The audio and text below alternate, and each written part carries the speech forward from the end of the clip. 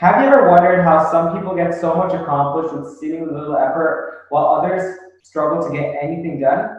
Hi, this is Rohan Malayala from designercareers.org, and I'll be talking with Mark Pinter, Chief Content Creator of the Safe Steps, about time management and how to get the most out of your day. Thanks, Rohan. Time management is really about using your time in a way that means the most to you. We'll talk about balance and why a scheduled life isn't necessarily a boring life. I'll even give you some tools and hacks to help you master your day.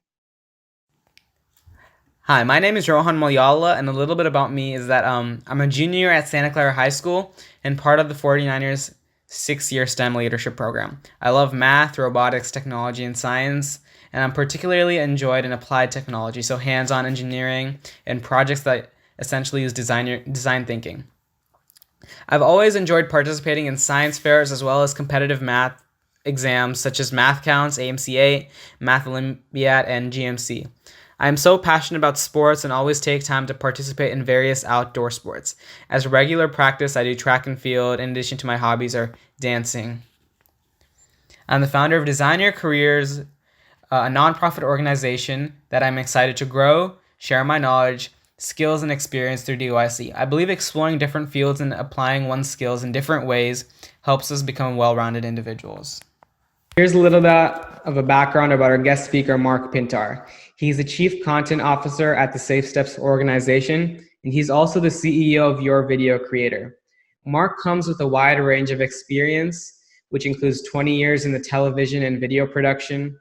During that time, he produced, directed, and edited corporate communications for the Coca-Cola Company, the Home Depot, and created award-winning educational programs for Georgia Public Broadcasting Education Department, as well as programming for networks like ABC, PBS, the History Channel, HGTV, TLC, and E! Entertainment. At the Safe Steps, Mark builds content to help students get a head start on creating their ideal life after high school and building their skills in areas like self-esteem, time management, emotional intelligence, problem solving, and service to others. Working with Safe Steps also allowed him to combine his talents, experience, passion in communication, technology, and education.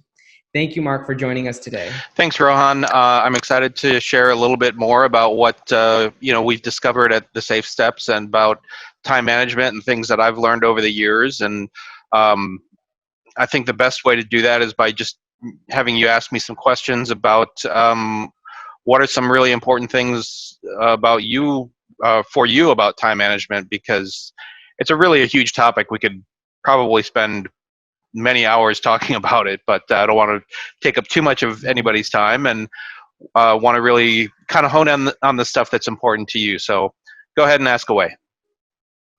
All right, Mark.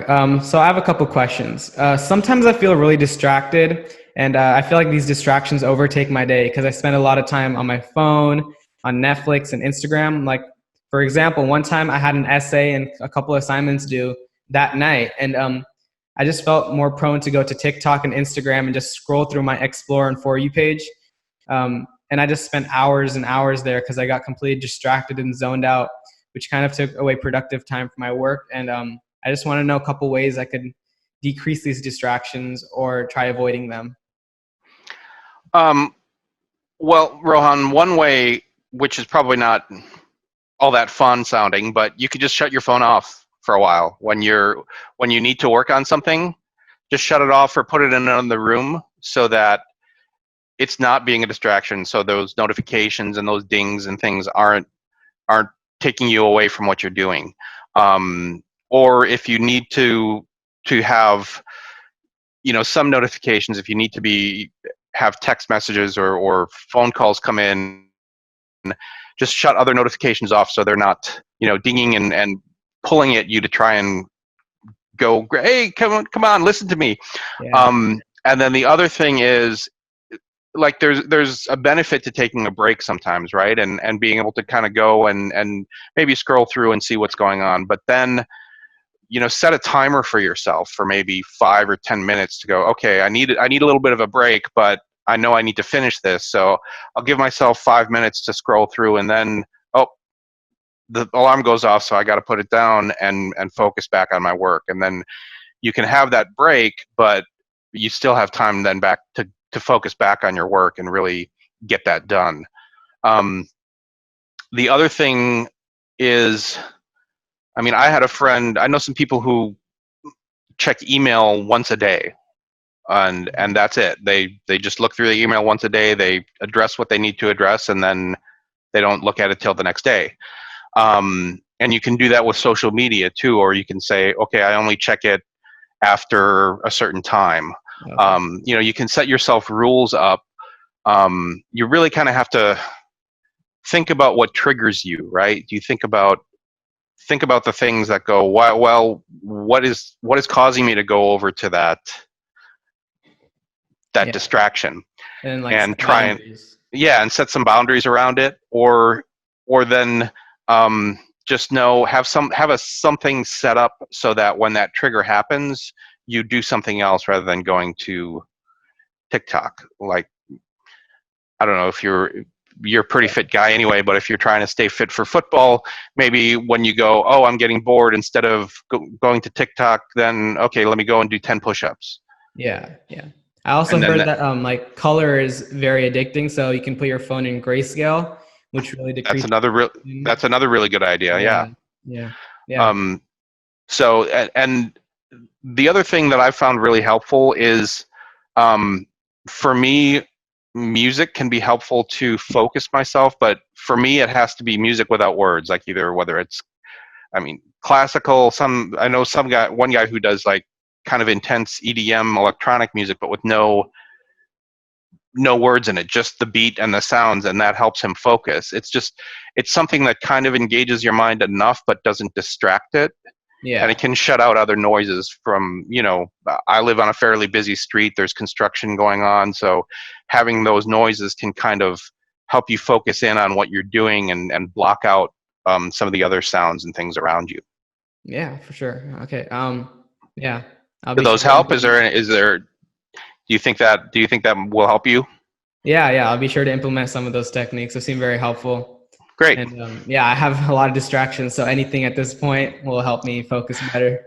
Hey, our world today is built for distraction, right? And Yeah. a lot of those apps, that's what they're made for. They're made to take your attention. That's why so they make it far too easy. Yeah. All right. Anyways, on the topic of distractions, procrastination is also one of the many problems that many teens, including myself, face today. Mm-hmm. So, for example, this summer homework. Okay, so school's over. They gave us summer homework, and obviously the best thing to do when you think about it would be just to get it over with in the beginning of summer and have the rest of the summer to finish it, or to enjoy. Mm-hmm. So that's my mentality, but I did not do that. I just procrastinated until the very end. It's like almost August now. Mm-hmm. School is about to start soon. I still haven't done a lot of my summer homework. Instead of getting it done immediately, I keep postponing it. And it's going to be due soon. I know that that the teachers in junior year are going to be very strict, and I still don't do it. So what do you think are some of the tips and tricks that I could utilize in order to get my work done effectively and not procrastinate? Well, this is a challenge for a lot of people, and there are things that I procrastinate on too. So I understand what you mean. You think you got all this time to get something done, and all of a sudden it's like, oh, wait a minute, hey, I think I need this is due tomorrow, or I've got that meeting tomorrow. I've got this. So it's a challenge, I think, for everybody. A lot of times we procrastinate because the task sometimes feels really overwhelming, or we feel like, oh, we got plenty of time. But really, to break it down, the best thing to do is to break it down into small little bits. So if you have to write a paper or read a book, it's like, well, I can read 5 pages a day or 10 pages a day, or I can write 1 page a day for that essay I have to finish. Or if you break those things down and do one little bit a day, you're going to get it done over time, rather than thinking you have to spend hours and hours on it at one time. Cramming it all. Then cramming it all in one session. And the other thing to think about is, like, when you're doing other stuff, is that homework kind of in the back of your head too, kind of gnawing at you sometimes, going, Yeah. oh, I should be doing that, right? You know. So when you break it down and go, okay, I read my 10 pages today, then you're like, okay, now I can go enjoy spending time, or enjoying the weather, going off doing something, and you Work don't it have off in to. better quality instead of like Right. Yeah.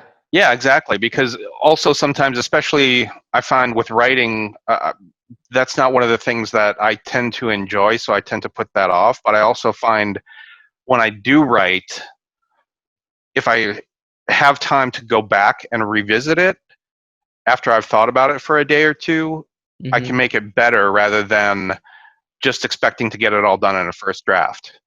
Right? Yeah. Like even some of the best writers in the world have said that writing is all about rewriting. It's never your first draft is terrible, to paraphrase Hemingway. But yeah, so I mean, the author Stephen Pressfield, who he's written several novels, he's written several movies. The Legend of Bagger Vance is one of them. He wrote the novel and then helped co-write the screenplay. He wrote a whole book called The War of Art, and he talks about procrastination and talks about what he calls resistance, and how that's like a force trying to keep you from doing what you want to do. Yeah, like I always experience like these subconscious justifications in my mind, thinking that it's the right thing to just enjoy and get it over later. And like, yeah, so I keep putting it off, going to a comfort zone. And I could be in a comfort zone if I just separated into small bits and did it separated over a course of time, because I would still be enjoying my time, getting little bits of it completed. So I guess that's a really big part of it too. And the other thing about, like, the voices in your head aren't always your friend. Yeah. They want to keep you safe and comfort, and you talking about the comfort zone is important, because really learning and growing is all about kind of pushing the boundaries of that comfort, right? Like, yeah, because to learn something new is uncomfortable. I mean, you want to. We're kind of designed to stay in our comfort zone and stay safe, right? Our brains are wired to keep us safe. And rather than trying to battle those, you can kind of go, okay, I'm going to go out of my comfort zone for a little while, but then I'm going to reward myself with some Netflix afterwards. So you can reassure your brain so it doesn't keep barking at you, for lack of a better term, right? Yeah, and I feel like people who like use that to their advantage and know how to skillfully go back to their comfort zone and break out of it are the ones that experience a lot of success and effectiveness in their work. Yeah, absolutely. Yeah. Because they know what they're good at and they can go back to it, but then they kind of push the boundaries of that, or they try something new in a different area. And sometimes we also just don't want to look bad, right? Like trying something new, you're going to be bad at it for a little while, no matter what it is, right? I mean, I like to draw and do art, but I'm terrible at it. I mean, I just I play around with it, but I don't show anybody because I'm not very good at it, and I don't spend enough time, really getting better at it. But I can take my own advice and spend 10 minutes a day watching a technique or doing something. But for me, that's not a hugely right now in my life. It's not a hugely important thing for me, so I don't spend a lot of time at it. I dabble in it, so that's fine. But other times. With things that are important, like with your schoolwork or things like that, you have to get it done and it's important. So, sometimes you gotta just push yourself a little bit and go, okay, I'm gonna tackle this. And even if you do it for 5 or 10 minutes, sometimes either you can be happy with it. Okay, I got 10 minutes done today, I'm moving on. Or sometimes you find yourself on a roll and you're like, I'm done with my 10 minutes, but I'm kind of enjoying this. So I'm going to keep going, and that'll help keep that ball rolling. Yeah, and that's a great transition point onto the next thing we're going to talk about is knowing what to prioritize and which tasks to do when. So like an example for me is when school was still there, I had a lot of things going on, clubs, sports, tests and assignments, and sports were at the same time I needed to study. So I didn't know which ones to prioritize. So I kind of just like guessed around, which resulted in like dropping quality in both. I didn't do good too well in sports, test scores started to drop, and then I started getting overwhelmed. So that's one of the issues I had during the hectic times in school. So what are some advice you have to other teenagers facing the same issues? Well, one of the things, one of my best teachers, who was my mom, always used to tell me is, you can do anything you want, but you can't always do everything you want. So sometimes there's a lot of great things that you want to try and do, but you frankly just don't have enough time right now to be able to do them all. So you have to, again, it's all about knowing how to prioritize and what's important to you. And actually, this is one thing I'm going to share my screen here, and I've got a little handout that this is one way to look at things, right? It's called the priority matrix. Can you see that?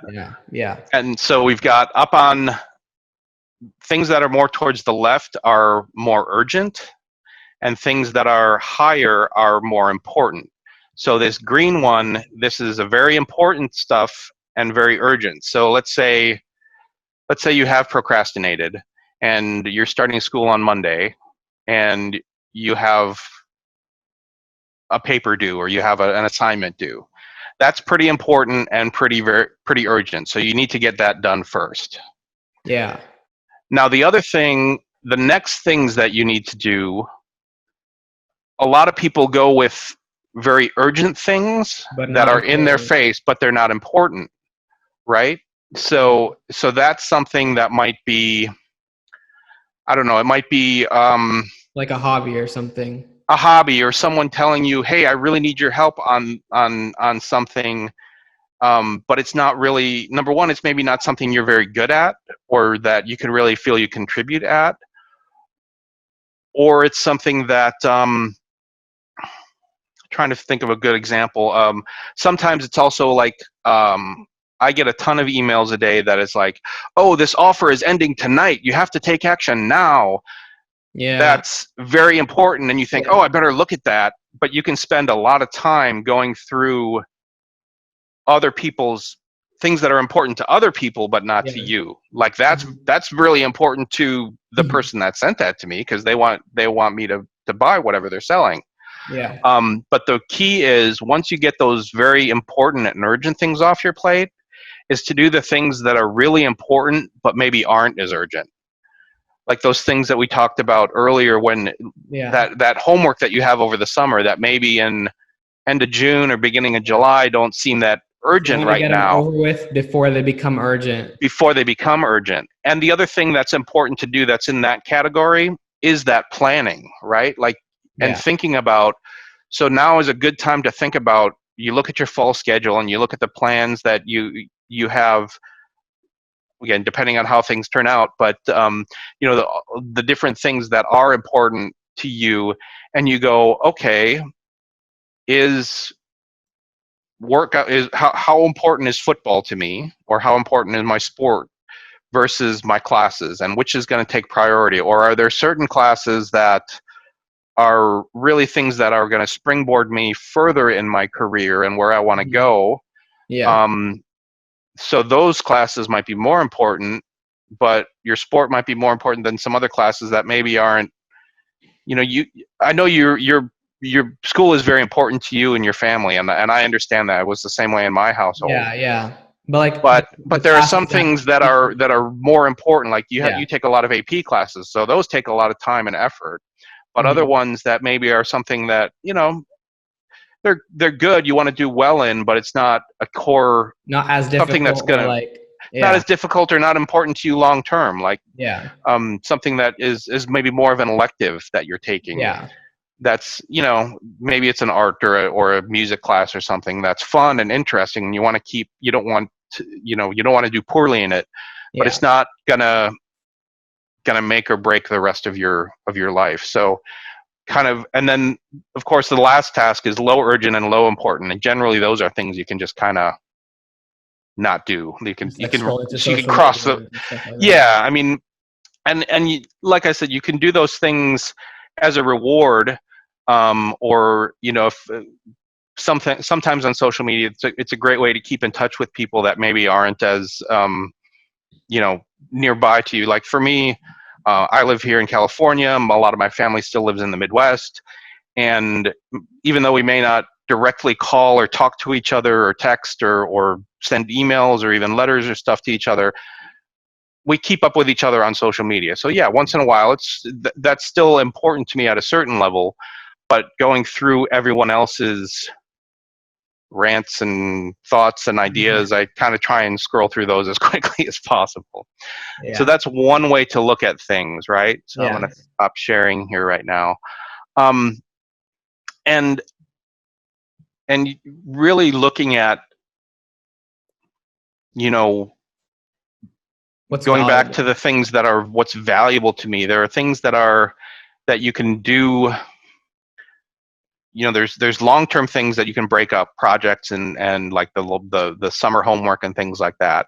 And there's some short-term things like, there's a math worksheet or something that you just have to kind of knock through and go, that's quick and easy to get done.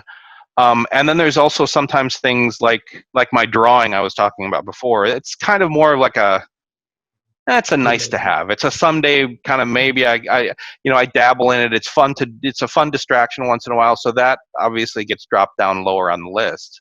If you want to get nitpicky and kind of spend some time doing this, you make a big list of like all of your to-dos and what you want to do and think you should do, and it can take time. I mean, one way to just sort through and kind of categorize them is those are, in terms of importance, using that priority matrix. And then you look at you look at a pair of things and go, okay, which one's more important to me right now? Okay, that one wins. Okay, then I take that one against the next one. Which one of those is more important? Well, this one here, so that one kind of moves up, and you kind of go through each one of your things, and you get a clear priority of which one's more important and what do I do next. And then when you have that list, like an organized way to make sure, like if you ever have like a if you ever have a question, you've got it laid out there. Yeah. And that's kind of the key to all of this is spending a little bit of time up front to plan your day, because habits and routines kind of get a bad name, right? Like, we're just creatures of habit, right? But you can use habits to be more effective. If you make a conscious decision to do them, then they can make your life easier, right? As an example, do you know Michael Phelps, the swimmer, the Olympic swimmer? Yeah. He, especially at the time when he's training for the Olympics, he has a super strict regimen that he doesn't vary from 7 days a week, whether it's a practice day or a competition day, down to things like what music is on his playlist that he puts on to get ready for what he's doing. Like, wow, the same every day. That requires a lot of commitment. It does, but it also allows him to perform on a high level, right? I mean, and you don't need to necessarily have that level of commitment, but seeing that shows you how important those routines and those habits can be. Because if you, like I said, if you stop and you step back and you go, okay, what are the things I want to accomplish? How do I do that every day? Then you can establish a habit and a routine, and then you don't have to use your brain to think about what's next. Yeah. Because decision making takes brain power. Your brain really is probably the most calorie intensive part of your body. It uses a lot of energy. So if you're using on deciding what should I have for breakfast, and that takes you 10 minutes, it doesn't seem like a lot, but that takes a little bit of that energy. So if you just know, okay, it's Tuesday, I have oatmeal, you'd go make that and you're done. That little bit of brain power can be applied to something that's more important to you later in the day.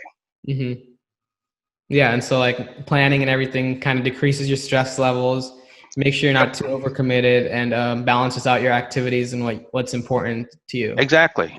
You're not stressed about going, oh, what's the most important thing, because you've laid out, you've thought about it beforehand.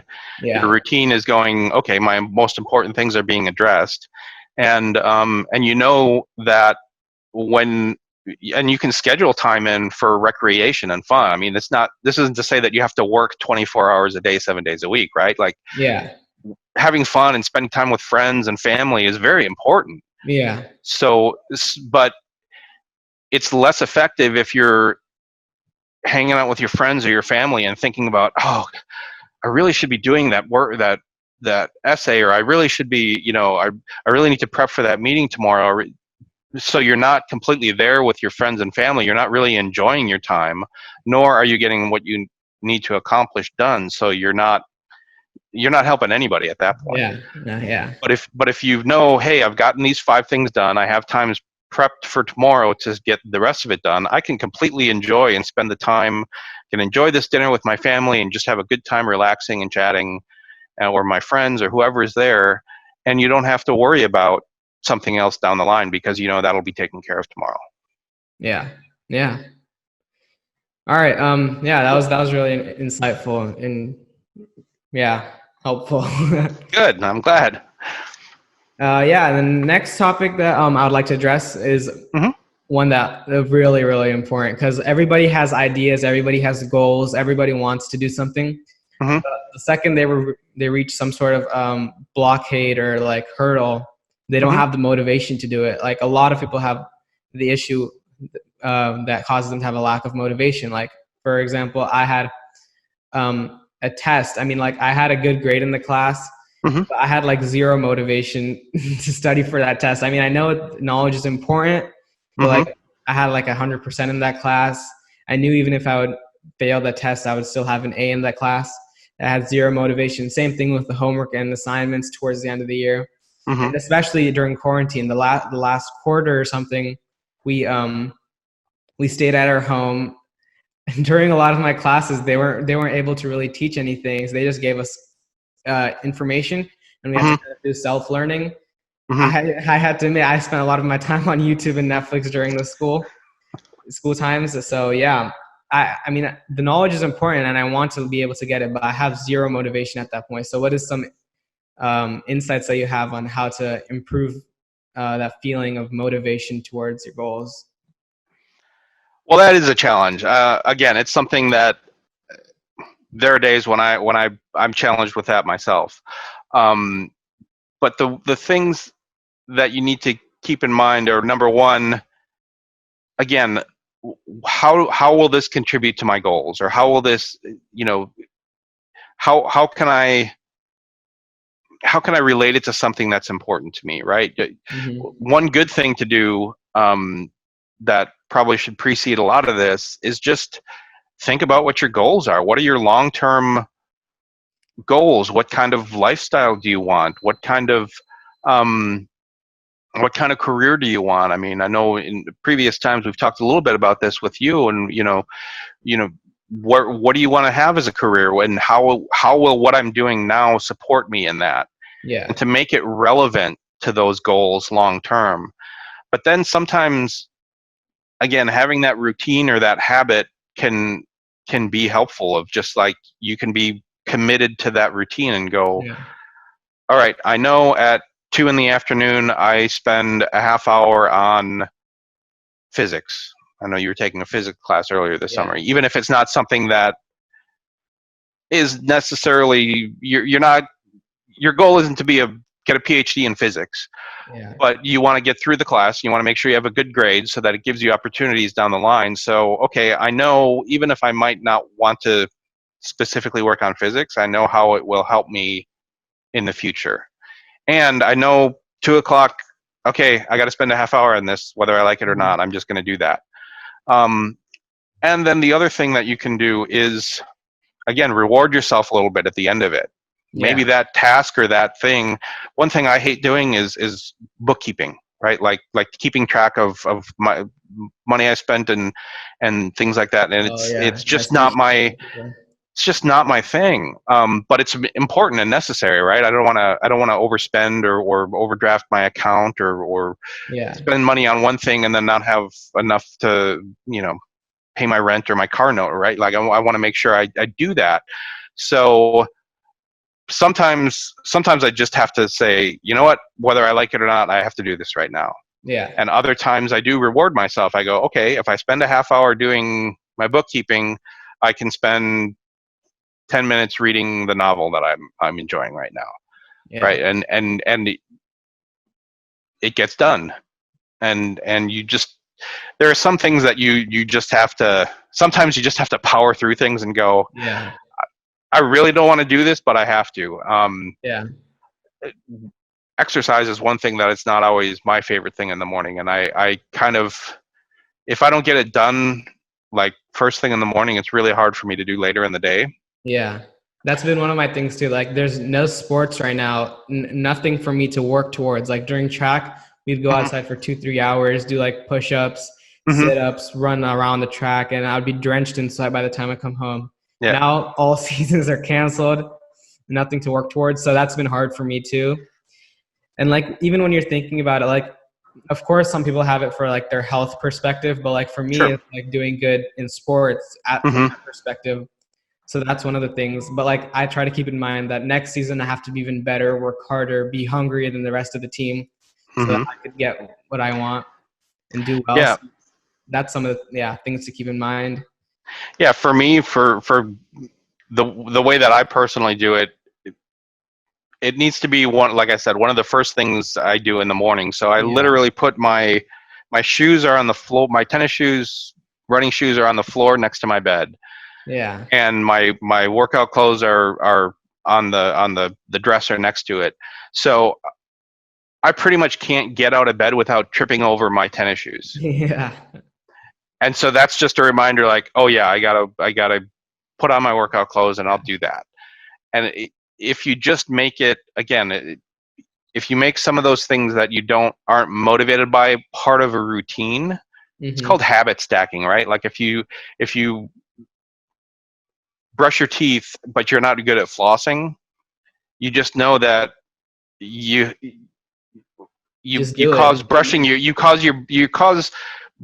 teeth as a trigger for flossing. So you just know, okay, brush, floss, wash my face. And then you make those you stack habit upon a habit. Like, that happens subconsciously for a lot of things, but you want to use that strategically in order to do things in your advantage. Yeah. Exactly. So you use the habits you have already that are serving you, and then you just add something to it that maybe you don't necessarily like doing. Yeah. But you just do it.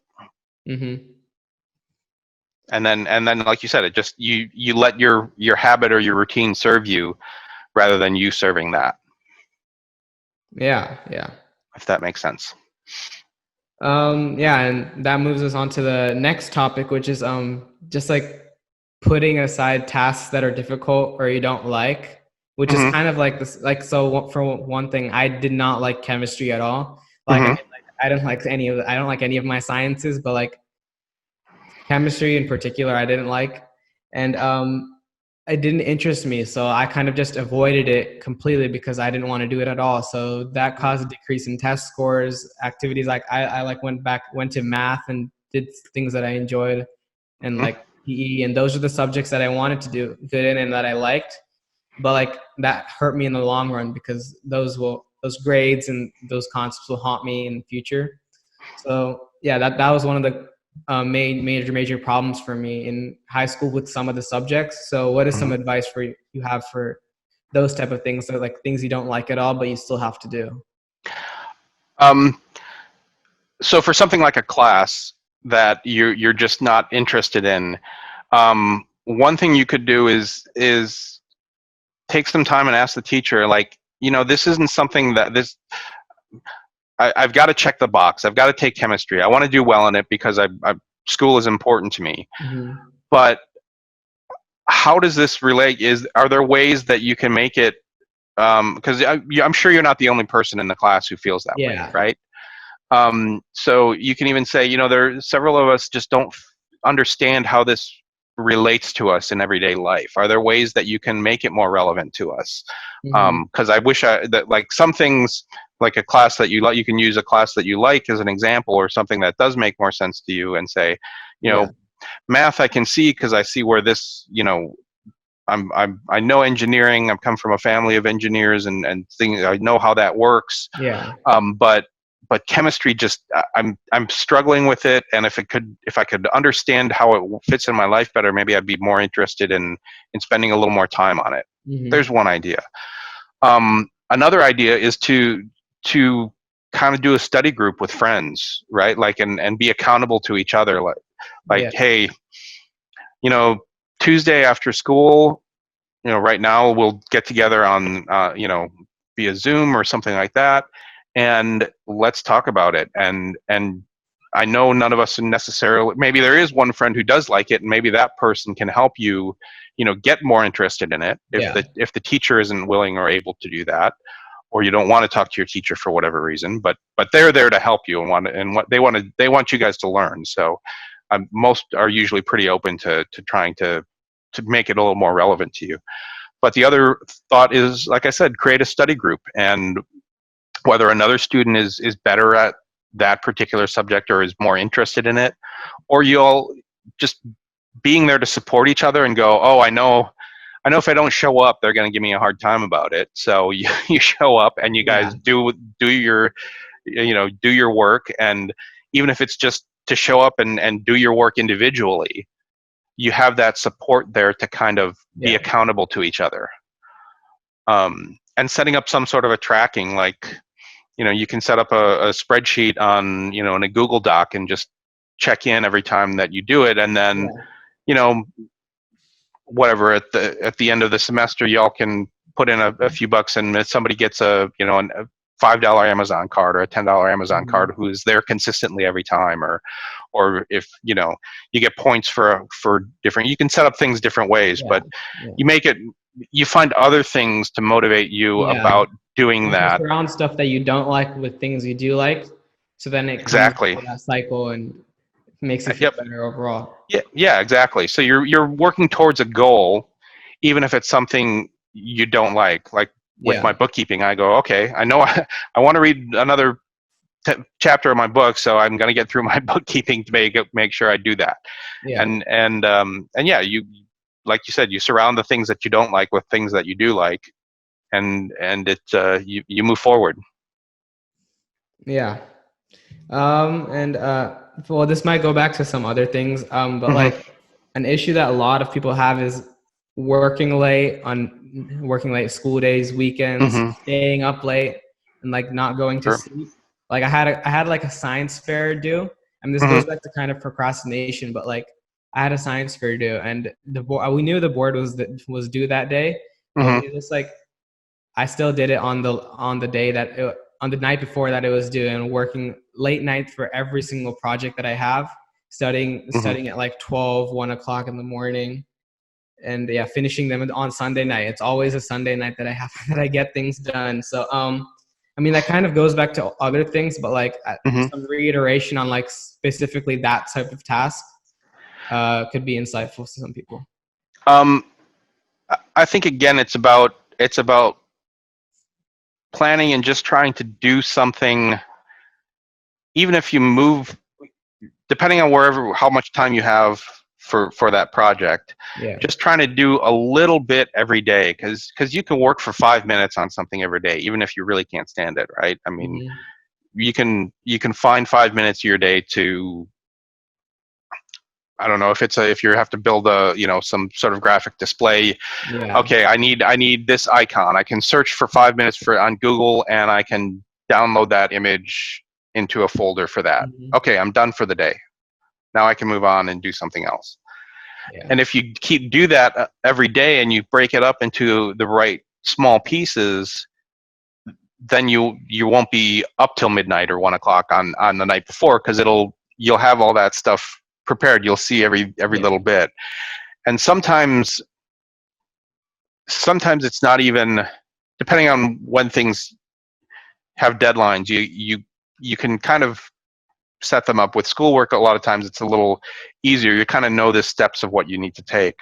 Other times, if it's things that are a little more open-ended, you don't always need to know what the end result is going to look like, right? Like with say getting in shape, or being, getting into football shape. Yeah, you want to be in better shape for football, but there's no clear cut. it's not a clear-cut goal. Yeah, you know, you may have a weight target or a you know a speed target or something like that. But the real target is being the best. Mondays. Yeah, that you can be. Mondays is leg day. I do these exercises on Monday, and Tuesdays are, you know, bicep and chest. So I do curls and I do bench press, and you just the steps are just the next step to take, and you just break those up, and you know that if I do legs every Monday, chest and arms Tuesdays, abs on Wednesdays, I run on Thursdays, and you do that cycle, it'll accumulate, and you'll be in better shape. You'll be able to run faster because you're consistently running. You'll be able to lift more because you're consistently lifting. Thinking that 2 weeks before football season you're gonna all of a sudden get in shape. And that just isn't gonna happen, right? It does.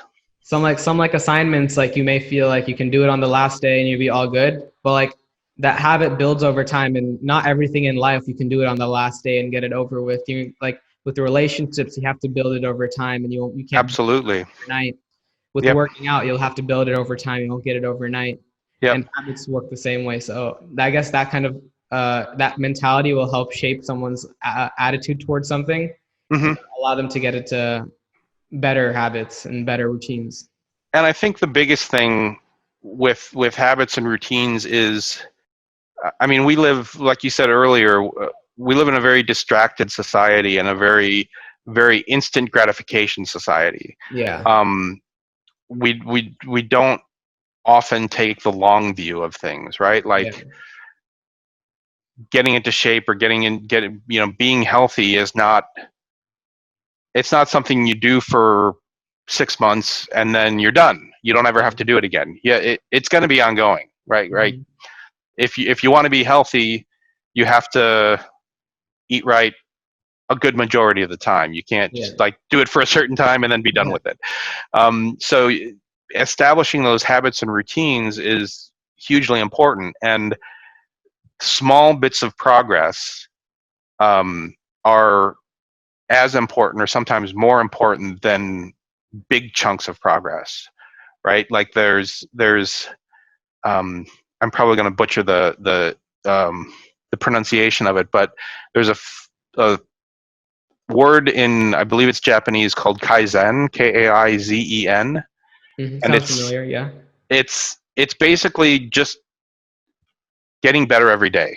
If I'm remembering it correctly, which again I may not be, so if I completely messed it up, but the basic idea is progress. If you can take, like I said before, even if it's 5 minutes a day to do something. I worked with a group for a little while ago, and one person was trying to go through a bunch of paperwork they had, and the person who was kind of facilitating it said, just make your goal 1 sheet of paper a day. And if you can clear up 1 sheet of paper and just know that either it's something important, I have to file it, or it's something important, I have to take action on it, or it's not important, I need to throw it out. Even if you do 1 page a day, if you have 300 pages, by the end of a year, you'll be done. And that may sound like, oh my gosh, that's a long time, but over time, you've made progress. And there's probably most days you'll do more than 1 page, right? Like because that's it, you'll go, okay, that didn't take any time. Okay, now I can go through another. You'll maybe do 10 pages that day, or even 3. But if your baseline is 1, then okay, today I'm just. Sometimes I'm saying I'm not fit for human consumption. I'm not. I just like I have days where it's just like the proverbial, you get up on the wrong side of the bed and you just feel like just not really wanting to deal with people, or deal with much. So it's like, okay, I know I just need to get through this 1 page. Okay, I'm done. Now I can move on. And though even those little things will still help you make progress. And having those very basic goals will help you know that you've accomplished something every day. I remember, gosh, this is a while ago. I think it was a Army general gave a speech about some of the basic things that they require of soldiers. And one of the things is you make your bed every morning. Yeah. And there's a Yeah, I've heard specific that a way of lot. doing it. Like I don't understand why, but like for a lot of people that do it, they're like very like clear cut, have very precise goals, and it reflects in the way they show themselves and how much success they've experienced. And it's just it's a seemingly small thing. Yeah. But you know, frankly, it's really nice to come back at the end of the day and have a nicely made bed to be able to crawl up in, right? Like like if the sheets are all a mess and you have to you're tired and you're just trying to get into bed. Yeah. It's, you know, to have it nice and neat is nice, is great, right? Mm-hmm. And that's actually one thing I learned from my dad. He never minded us. He had a lot of tools. He liked to do, you know, all sorts of gardening and woodworking and all sorts. He had a great set of tools. Excuse me. And he would never mind us using his tools for anything, as long as we put it back where it belonged and put it back clean and ready to use. So it's the same, like I like to cook. When I'm done, I clean things up and I wash the dishes and I make sure everything's put away so that the next day when I come in or the next time I have to go in the kitchen, I don't have to go back. That's another thing that tends to reduce motivation and increase procrastination, is like, if I have to go and kind of hunt for where the materials are for that project that I know I need to do, I'm going to spend more time hunting for it than I'm going to do. And you'll just go back to your comfort zone. Then you just go back to your comfort zone and be like, oh, I just don't want to deal with all that. Yeah. But if you prep everything and, like I said, you clean up the kitchen when you're done, you go in. Walking into a clean kitchen is much more motivating than walking into a bunch of dirty dishes. Or, you know, going in and having like here's a little example of just files, you know, different projects that you work on, and having a file or even you know, it can be as simple as you know, it's not always neat and easy, but here's a pack of a stack of things on my floor that's that project. This is this project. Or you can do the same thing on your computer, right? You gather files and information, and you know, so that, okay, now I need to go work on this. It's all in one place. Yeah. And that, you know, cleaning up and preparing beforehand. Again, it's about not having to think when you have to execute. Right, that's why you have football practice, right? You practice a bunch of drills and things so that when you're on the football field in a game, the plays come automatically. And you just but you take time during the week to build those and drill those and make those happen and make those habits in there, so that when you're performing in the game, it comes second nature. It comes second nature, and you don't have to think about it. So anytime you can relegate your thinking to kind of be automatic, as long as you've made a conscious decision of that beforehand, I think is important, because then you're not using your brain power on things that are trivial. And off that, we go into our final discussion, which is risk taking. Some people, like, especially with me, like with anything, if we sense some sort of risk, we just feel too scared to do it, and we just don't avoid it again. So like, there's many examples. I can't come off with one on the top of my head, but like even like a small risk, like think in like life that I know there's going to be big risks and stuff. So like, I feel like I won't be prepared, and then these small risks come, and I feel just too scared to take the risk. So what are some small tips and tricks or any advice to just do it, you know? I mean, like Nike says, just do it, but like, well, it can be intimidating, right? And again, our bodies and our whole kind of our brains and everything, we've been wired to be safe. For safety. We're set up to be to be safe. And you know, back when there were saber-toothed tigers and dinosaurs and things, that was probably a good idea, right? Like, and there was stuff that you could eat that you didn't know whether it would nourish you or kill you. You know, that idea, that comfort zone was very helpful. But nowadays, there's not a lot of saber-toothed tigers out there. You know, there's, you know, public speaking, I think it still is like that's what I was people's talking about. number one fear, right? Yeah. And what are they going to do, right? Like if you trip over yourself, or like just now, I'm struggling to find words. You know, what's the worst that's going to happen? People are going to be like, oh, this guy doesn't know what he's doing. But okay, then there's ways to learn, right? Like, you prepare. Again, it's just like football. You prepare. You go, okay, I want to learn. We'll use public speaking as an example. I want to learn to be comfortable speaking in front of people. There's a bunch of different ways you can do that. There's an organization called Toastmasters that you can be a part of, that every week you have to, at the very least, you have to answer a question in front of everybody else that you have no preparation for, right? They call it table topics. One person is in charge. Usually there's a theme, and it's like, I don't know, what your favorite flavor of ice cream is, or it's all based around food this week. So they ask, you know, what do you cook well? What do you know? And everybody has a different question. So you don't have time to kind of come up with an answer. They ask the question, you have like 10 seconds to prepare yourself, and then you have to talk for at least a minute and a half. And so when it comes to the real time when we have to speak on stage, you're comfortable, and you know, and you, even if it's on the spot, you'll be prepared for stuff like that. Exactly. Yeah. So you practice those things when you can. You practice those things in safe spaces, right? Like in a group like that where everybody's doing it, or again, with a class that you're not as excited about.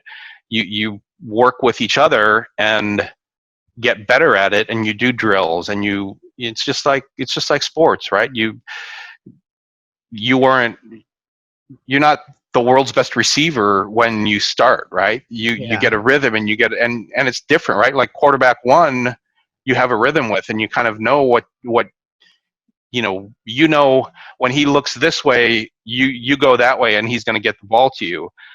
But quarterback two, you might not have that rhythm with, right?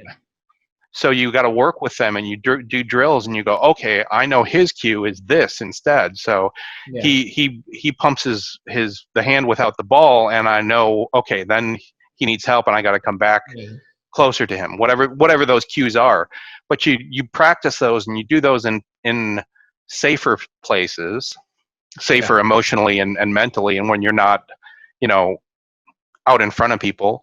And then sometimes you also, again, like with my drawing, you're going to be bad at something for a while until you get used to it, and you just kind of be okay with it. And I think the biggest, one of the biggest gifts you can give yourself is the ability to laugh at yourself. Yeah. Like, hey, I always say I laugh at myself because there's never a lack of material, right? Like there's always something I can laugh at myself about, because it's, I pour water and I pour half of it on the counter because I just wasn't paying attention. It's like, rather than getting upset, nothing you can do about it anymore. It's just like, okay, well, that was great. Okay, now I'll wipe, now I wipe it up, and that's when you learn new things. You just kind of have to know, okay, I'm probably going to be not great at this for a while. And there are certain people, it's fun to look at, even actors or musicians or whatever, and look at their older stuff and see, maybe they were good at it because they had practiced for a while even before that. But the way they can make things happen now is much better. One person said that about Ellen. He watched like her stand-up comedy like way back in the day, and it was just kind of like joke, laugh, set up, joke, laugh, and it was funny. She was funny, and she already had a following. But now you look at her stand-up now when she does it, and it's much more layered, and there's a setup, and there's a story, and then there's a little bit of a joke, and then there's a little bit more build-up, and there's a story, and then there's a big laugh at the end that ties back to something that was maybe 3 jokes ago. Yeah. And just, so yeah, she was already making a living doing it when she did the first stuff, but It's like growing but she's and- gotten better, and Yeah. she's still, and that's, you have to realize that no overnight success is an overnight success. They've worked really hard Mhm. to get to where they are. And they still laugh at the mistakes that they made back then. Absolutely. Yeah. They look at that and go, wow, I was terrible. Right? Like, now I'm better, but I can still work, and there's always something you can learn, and no matter what you're doing, no matter what level you're at, you can always learn. And I think that's one of the fun things about life is there's always something new to learn. There's always something new to grow into. There's always something that somebody else is great at that you're terrible at, and you can admire them. And like, I love football, but I've never played it. I'm short. I'm out of shape. There's no way that I could, compete at that level, but I admire it, and I think it's great. I love watching football. It's one of the things that I will spend time doing on a Sunday. I love the Packers. I grew up in Wisconsin. I will set out time. That's part of my recreation and relaxation time, is to watch the Packers game every week when it's football season. Yeah. And I make sure that's part of my schedule because that's important to me. Yeah. To other people, it may be silly and a waste of time. Okay, that's fine. They may do things that I think are silly and a waste of time, but it's important to them. So great, do that. I'm happy for you. Yeah, and it comes back to like motivation and helping you want to do more things. Exactly. At the same time, and tying everything together to overall grow and have happiness, I guess. Yeah. Yeah. I mean, again, time management isn't about eking productivity out of every second of the day. It's about doing the things that are important to you and getting those things done, so that when you're working on whether it's you're working on something or you're playing, that you're fully there at that moment, right? Like, the worst thing is when you're, like you said, you're spending time and you're watching a movie or you're playing around on an app or something, and the back of your mind you're going, I really should be writing that paper. I really should be doing this, or I should be doing my bookkeeping or whatever. You're not being productive in any way. You're not being productive. You're not getting your paper done, and you're not fully enjoying the time you have. So, okay, I'm going to put that down for a minute. I'm going to take 10 minutes and get something done so that I can go back to having fun and be fully there. And everybody's got different goals and different plans. So there's no, you asked about, how to prioritize things. It has to go back to what's important to you and where you want to go in life. If you want to be a professional football player, football is going to be the most important thing in your life. Yeah. If you want to be a PhD in physics, learning science and spending time and really understanding that and taking that is going to be the most important thing in your life, right? Like, it's not the same for everybody, but when you find those passions and you find those things, and it's easier because this is what's really important to me. That might be neat or interesting, but it doesn't fit in. And sometimes you have to replace things, right? Like, I really like music, but and I'm also taking drawing, but they're both fun. They're not going to be ever my job, but I have to figure out, well, I'm going to kind of let drawing go by the wayside, and I'm going to take that time and put it towards music. Yeah. Because I want to learn how to play guitar or piano or whatever, or sing, or so sometimes you have to let certain things go. But then you can always circle back and try it again. All right. Well, thank you, Mark. My pleasure. Insightful. I feel like that type of knowledge would help a lot of people in our generation experiencing these type of problems. And I had a great time discussing these topics with you. Thanks, Rohan. I appreciate you letting me chat with you for a little while. And I hope that all helped. I hope that I gave you some tips and ideas of how to improve your time management and hopefully get over a few things like procrastination and motivation, which are sometimes always a challenge. I really appreciate the opportunity to share with the DYC community. Looks like you guys have been doing a lot here, and excited to share with your friends and colleagues and the people around you. And like I said, the DYC community, it seems like a thriving organization, and looking forward to working with you guys perhaps in the future. And something that we've talked about and decided to do for the DYC community is normally our Safe Steps program, where we teach things like time management, like problem solving.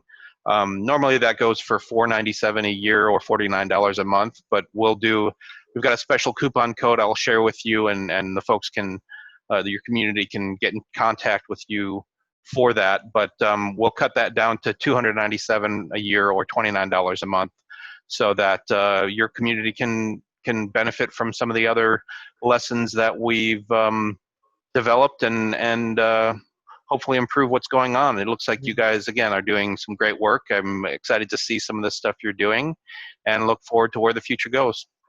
Yeah, me too, Mark. Thank you. Really appreciate your time here and getting that coupon code so we could benefit the people at DYC and our community.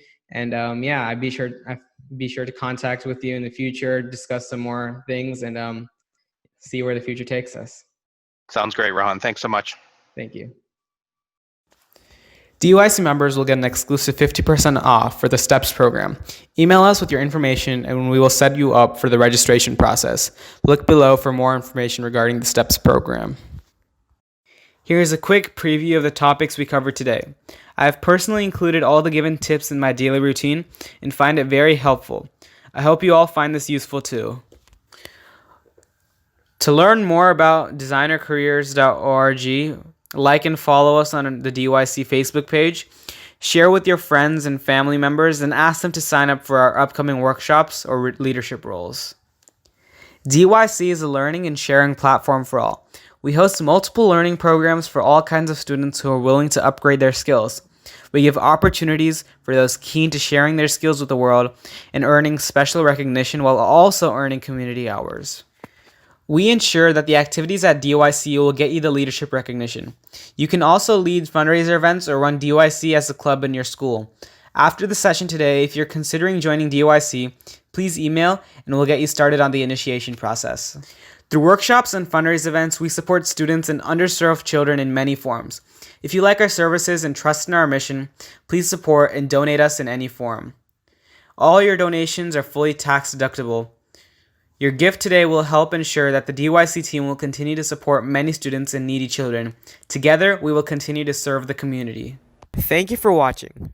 For details, visit www.designyourcareers.org or send an email to info@designyourcareers.org. Subscribe to our channel, Design Your Careers, and hit the bell icon so you'll never miss a video.